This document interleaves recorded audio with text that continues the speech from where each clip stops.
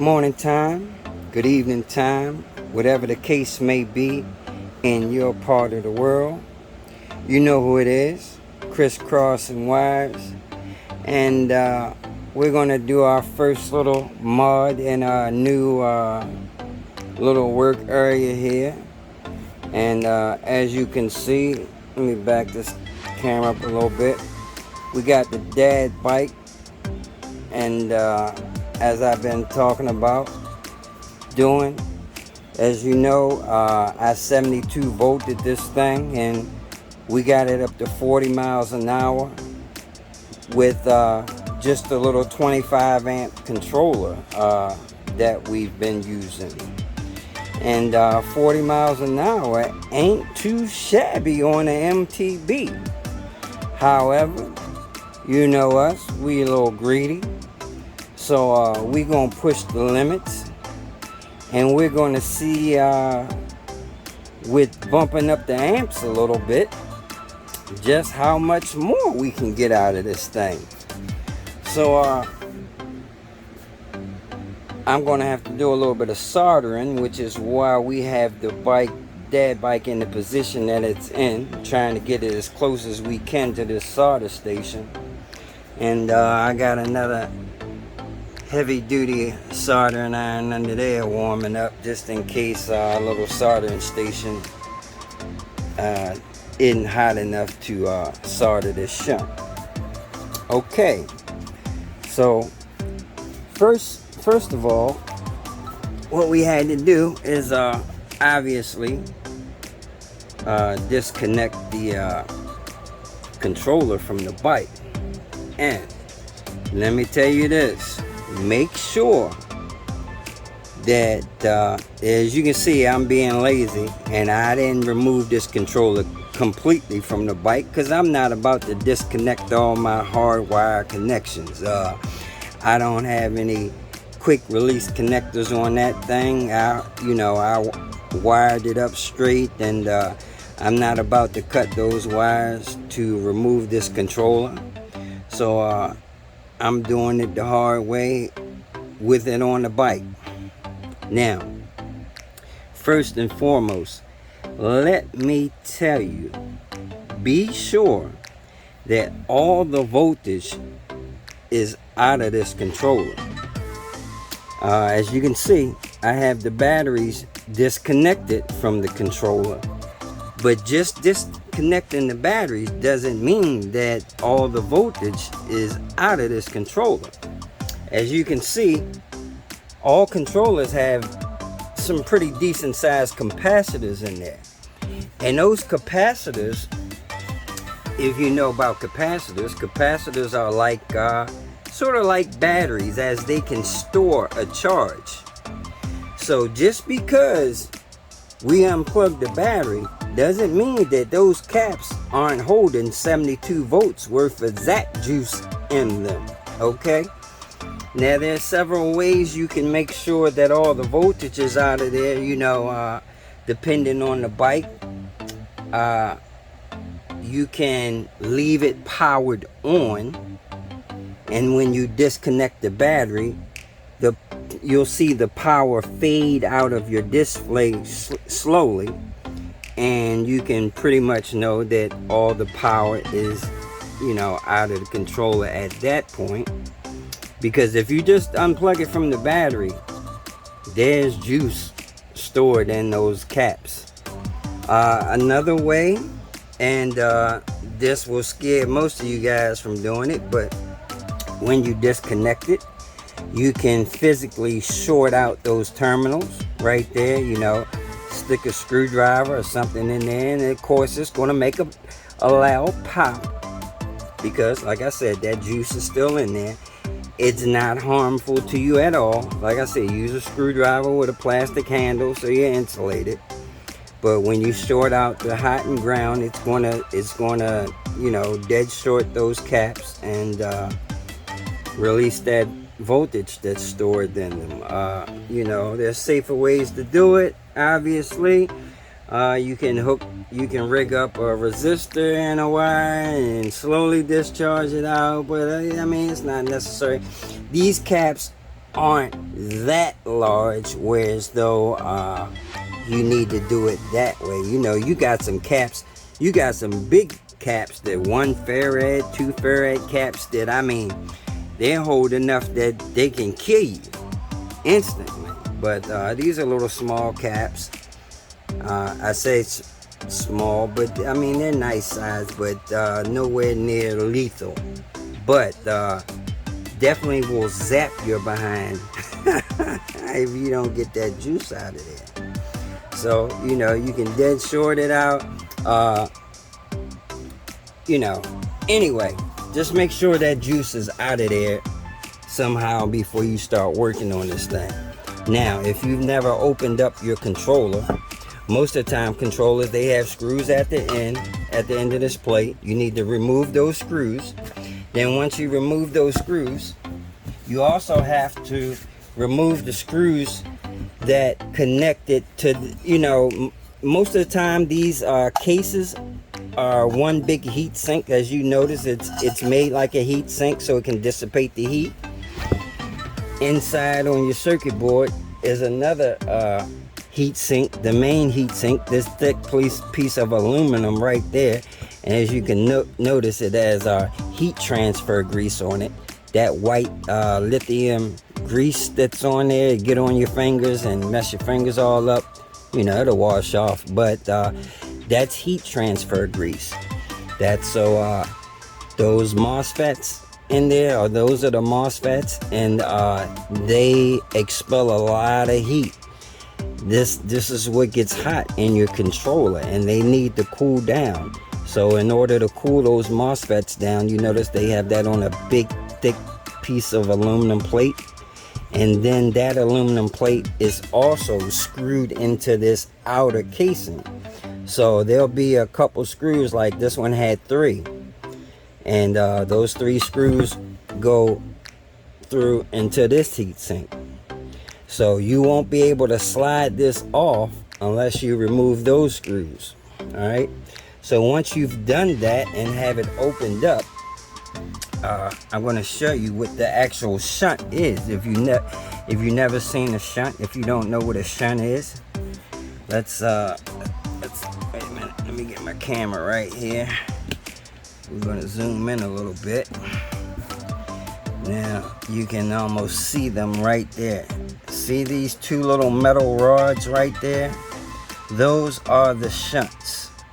And depending on the size of the controller you have,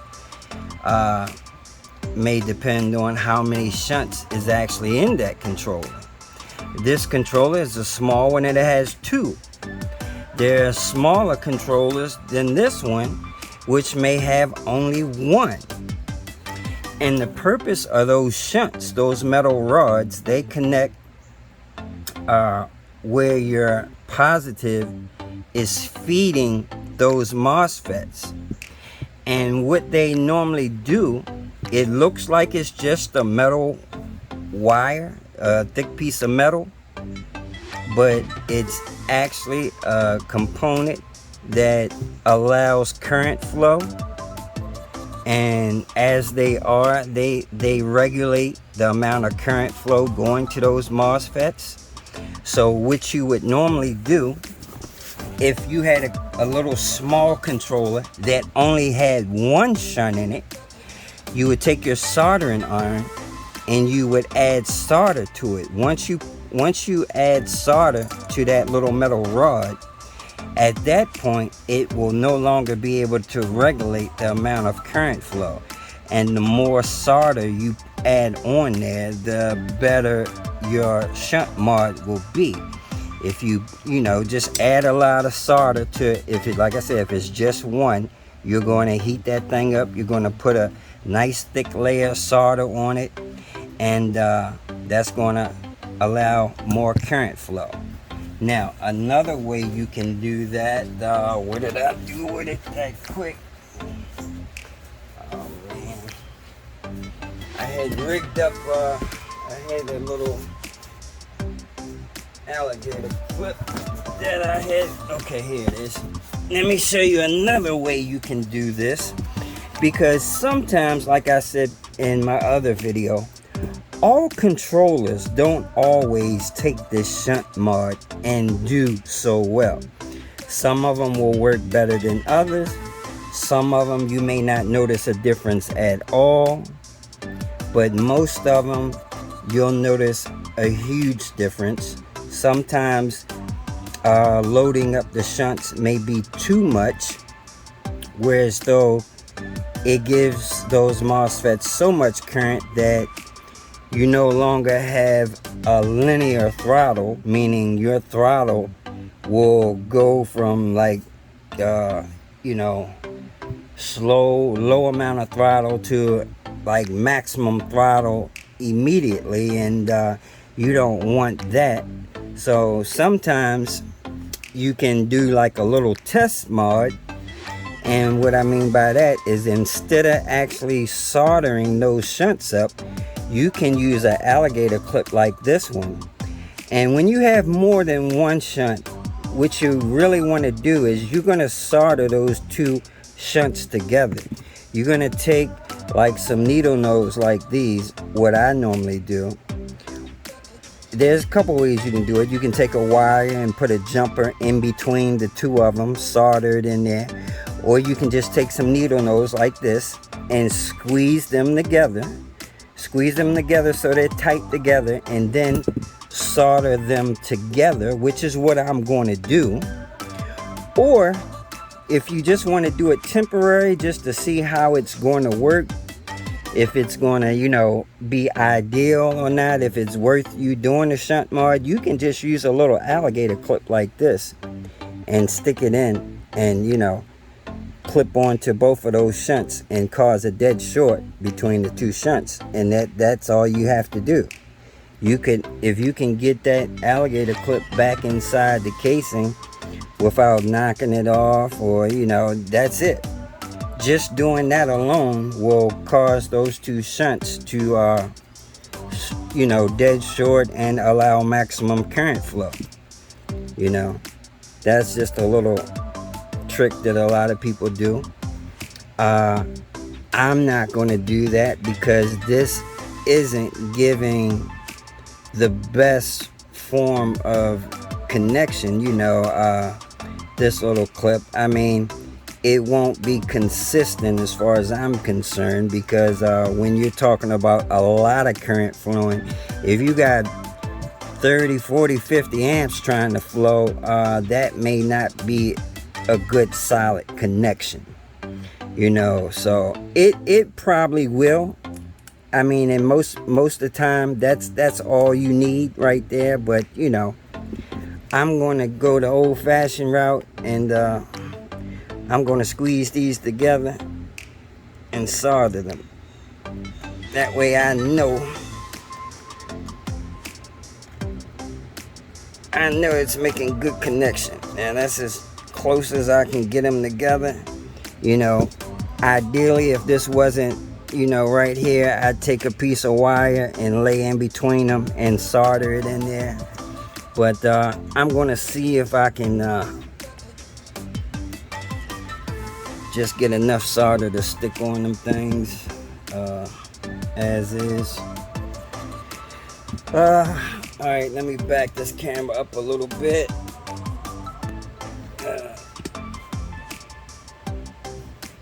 I told you what had to be done, so I don't know if I'll be able to film me doing this, because I'm going to have to move this thing around. Yeah, I'm not going to be able to hold it in good position for you to actually see me soldering them. I'll show you a before and after, basically.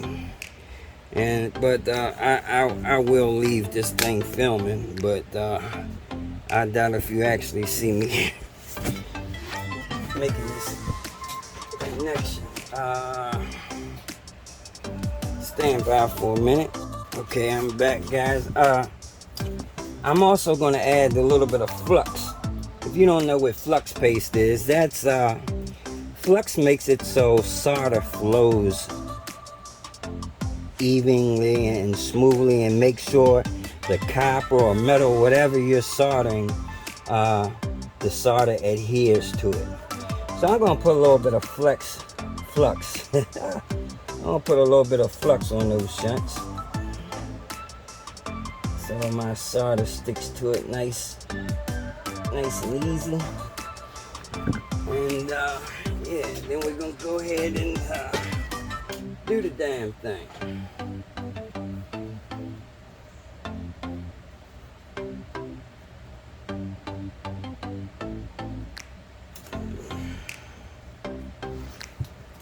Alright. Soldering iron. Yeah, you're definitely not gonna be able to see this.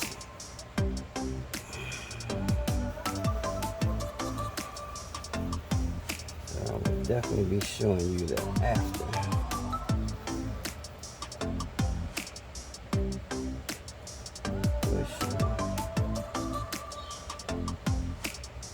And yeah, I really should be using my heavy soldering iron,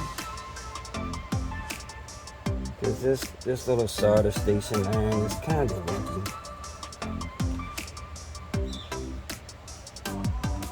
Good for small stuff, but not so good for big heavy stuff like this, but it's working.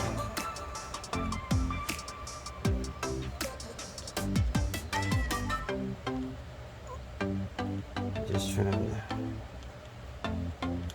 get it to be nice and even on there. Matter of fact, I'm holding on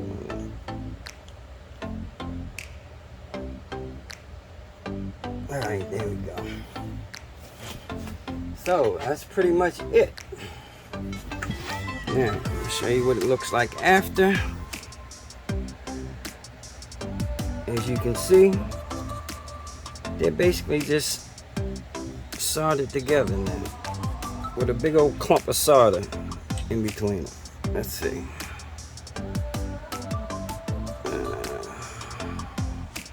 Got the thing zoomed in so it moves so much. But see that? Those two shunts soldered together with a big old clump of solder in between them. That is the shunt mod, ladies and gentlemen. That's all a shunt mod is they no longer regulate the amount of current flow. They just allow maximum current flow now. So you know, that's what we want, is maximum current flow. Okay, so there you have it. That is the shunt mod. I'm going to put this all back together, and later on we'll do a test ride to see how see if this thing gets buck wild now. Like I said, we were doing 40 miles an hour with about 20-25 amps. Normally a shunt mod doubles up on those amps, you know, or whatever the maximum current flow those MOSFETs will allow. And yeah, man, if we can get 40-50 amps out of this thing, woo, we should be zooming a little bit. And I may want to, well, I'm going to leave that 52 volt there, but that's definitely adding a lot of weight. I'm not going to do too much as far as weight reduction. This thing is already light enough as is.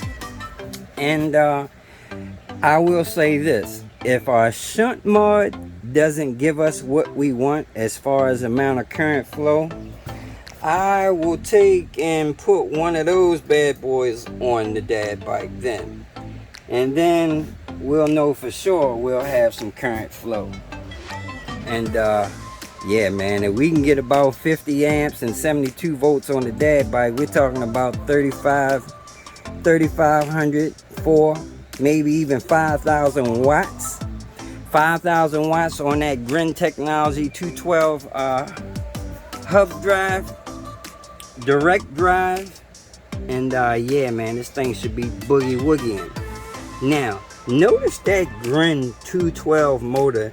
Notice the circumference of that motor. It's huge. It's a lot bigger than even like a QS205 as far as, you know, the diameter, the circumference of that motor. And you do know, the bigger the circumference of your direct drive, the more torque a direct drive has. Basically, it's just common physics, you know. The center axle, the further the magnets are away from the axle and stator, the more torque a motor has. So, you know, if you could make this motor this big, it would have that much more torque if that motor were that big around. That's why that QS205, I'm sorry, that 273 on the Beast was mean, because that motor is clearly a lot larger physically than a 205. Alright fellas, so that's it. Once again, that is the shunt mod. Take it easy, take care. Deuces, this is a Crooked Finger production. We are OUT up out. And let's see what the dad bike do now. Peace!